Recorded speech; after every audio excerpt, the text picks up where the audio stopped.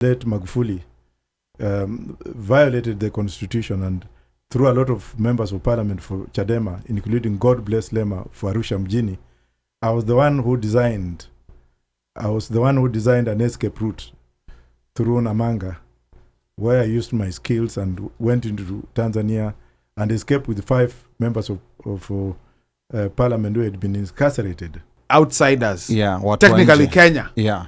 Supposedly Kenya. Whatever. When you causing Kenya, brouhaha. When you say Kenya without mentioning Kenya. Mm-hmm. Yeah. Yeah, but because she's not mentioning Kenya, but like Kenya. infiltrators and yeah. whatever. Mm-hmm. And then the reports coming out of the Kenyan who was shot. This is the One Mic Show. Just talking about voting and elections. We have our neighbors in Tanzania, mainland, who have been rocked by their first major post-election violence in the recently concluded polls. I don't know that to call this their Gen Z moment or to call this their Saba Saba moment, because Tanzania is a bit behind in that respect. Now, most independent observers have tagged it as a sham election that did not meet the minimum acceptable standards. We also know that the opposition leader, Chadema's TUNDU LISSU, has been locked up since April on charges of treason. We saw you earlier with Chadema members here in DC.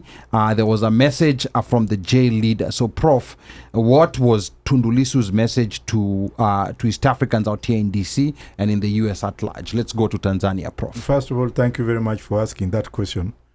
TUNDU LISSU was my classmate at Warwick University some years ago. And currently, I'm also the lawyer, one of the lawyers for Chadema. You may remember, or if you can Google, that when the late Magufuli violated the constitution and threw a lot of members of parliament for Chadema, including God Bless Lema for Arusha Mjini, I was the one who designed an escape route through Namanga, where I used my skills and went into Tanzania and escaped with 5 members of parliament who had been incarcerated.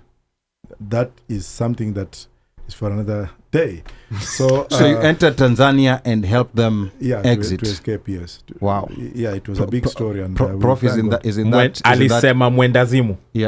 illegal, Prof? What is illegal with saving a soul that is fighting for rights? Okay, fair enough. Fair enough. Alia ni unaona vile hata amekutolea nini? No, ni kweli. Your point is God Bless Lema, the one who's in exile currently. I worked on his case until he was taken to Canada. Canada, yes. And a lot of them, even from Roria, there were a lot of Luo community and members of parliament, Kina Wenje and what have you. Yes.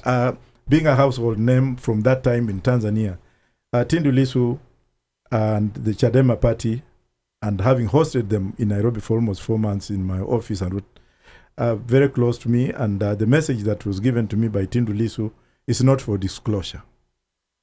Okay. That was yesterday. Okay. So it's privileged information. Yes. Okay. All right. Fair enough. We of course are following what's happening in Tanzania, and we wish them all the best. They're going through a very difficult time, but we are hoping that they will emerge from it. Because whatever is going on is crazy, because it is important, I think, also just to mention, or to talk about it at least, in that the happenings, what's going on, because you find that at some point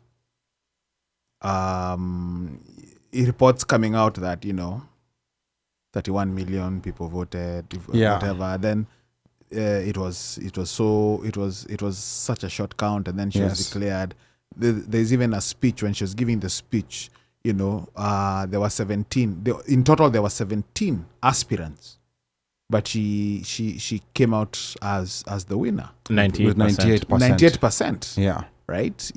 And it's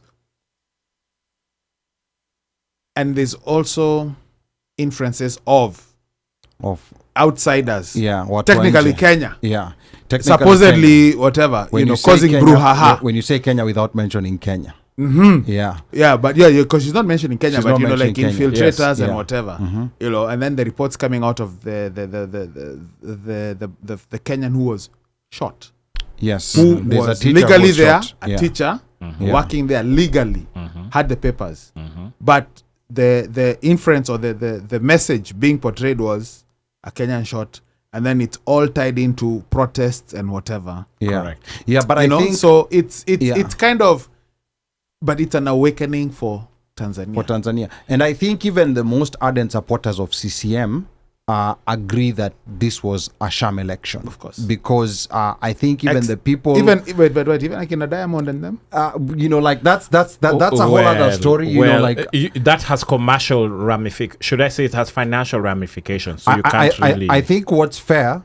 I think what's fair is to get some of the people Tanzanians that we have that we actually have here to come and talk to us. And one thing that we are learning with this experience is that Kenya is so advanced. We've gone through experiences where we're even being told when you interview a Tanzanian, you cannot ask this and you cannot ask that. So we sometimes take this for granted. We sure do. Yeah, we take this for granted. Yeah. But I'm like, people in other countries are even scared of talking when they were abroad. And that's why we thank people like Prof who went into exile. There's multiple people who went into exile so that we can have the right to do even what we're doing today. True. There are many people who watch what we're doing and what we talk about, and they cannot do that about their country. So I think this is a topic that we are going to get to. And think that they'll be able to enter their borders back again. Yes. Without being persecuted. Yes, exactly.